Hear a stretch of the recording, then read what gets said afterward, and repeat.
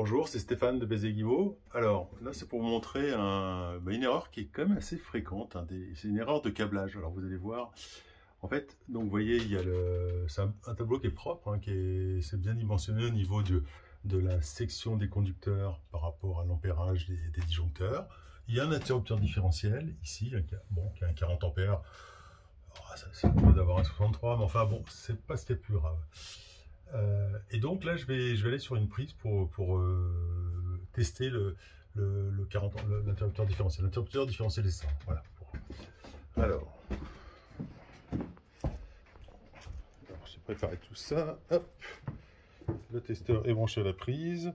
Et ici, il y a 30 mA. C'est le 30 mA que je teste. Je fais un test et normalement, ça va se couper. Alors, ouais, on entend que ça se coupe à 21, donc avant 30 mA. L'interrupteur, on va aller voir. On retourne.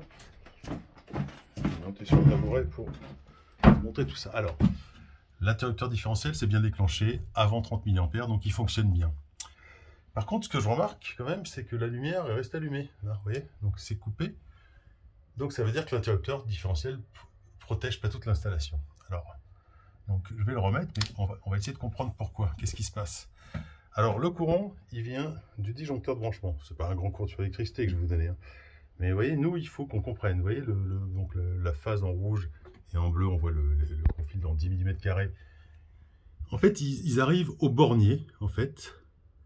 Et des borniers, vous voyez les borniers par exemple neutres, là, ils repartent, en fait. Il y en a un qui repart ici, en fait, sur l'interrupteur différentiel. Et on voit qu'il y a 3 fils, donc je ne sais pas si on voit bien, ouais. 3 fils du reste, bon. On va redire sur la couleur d'un des fils, mais enfin bon. Et on voit que donc l'autre fil, il repart directement en fait sur les barrettes, en fait, les peignes. Les peignes, c'est ça en fait. Je vous montre, je vais couper pour pas me couper. Vous voyez ça, ces choses-là. Ça, c'est les peignes. Donc ça relie tous les disjoncteurs. Il y en a le peigne de phase et puis le peigne de neutre en bleu. Bon, c'est peut-être un petit peu compliqué ce que je vous dis. Mais en tout cas, ce que je vais vous montrer, c'est que le courant, donc, il arrivait directement là-haut, c'est comme ça, c'est comme un domino.